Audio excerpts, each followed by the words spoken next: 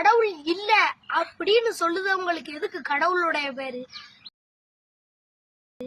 ஒரு 2000 ரூபாய் கொடுத்தா உங்க மனசுக்கு பிடிச்ச அரக்க, அசுரன், சூரன், சூனியக்காரன் இந்த மாதிரியான பெயர்கள் எல்லாம் வச்சுக்கிட வேண்டியதானே?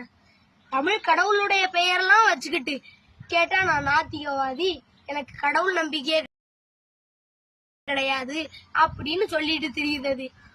நீங்க என்கிட்ட எத்தனை கேள்வி கேட்டிருப்பீங்க, நான் எல்லாத்துக்குமே பதில் அளிச்சிருக்கேன். நான் ஒரு 4 கேள்வி அறிவுபூர்வமா கேட்டோம்னா விட்டா காடுன்னு ஓடி இருந்தது. இதுக்கு பேர் நாத்திகவாதியா? பகுத்தறிவா? சொல்லுங்க, பதில் நீங்க தானே சொல்லணும். நான் கேட்கக்கூடிய கேள்வி என்னன்னா, உங்க ஸ்கூல் சர்டிபிகேட்ல என்ன மதம் அப்படின்னு ஒரு கேள்வி இருக்கும் பாருங்க. அதுல நீங்க இந்து, கிறிஸ்டின், முஸ்லீம் இதுல ஆமாண்ணா உங்களுக்கு தான் இந்து, கிறிஸ்டின், முஸ்லீம்னாலே பிடிக்காத, உங்களுக்கு தான் கடவுள் நம்பிக்கையே கிடையாத, நாத்திகவாதி அப்படின்னு கொடுத்திருக்கீங்களா?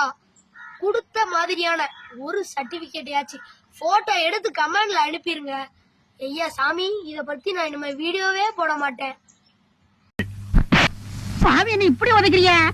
யாப்பா நீ படிச்ச படிப்புக்கு இப்படி பட்டி சட்டை கிடைச்சிருக்கும் போது ஏன் வேற படிக்கிற படிப்புக்கு இதை விட பெரிய உத்தியோகம் தான் கிடைக்கும். கம்பெனி கடை பெருசா தான் பேசுறிய.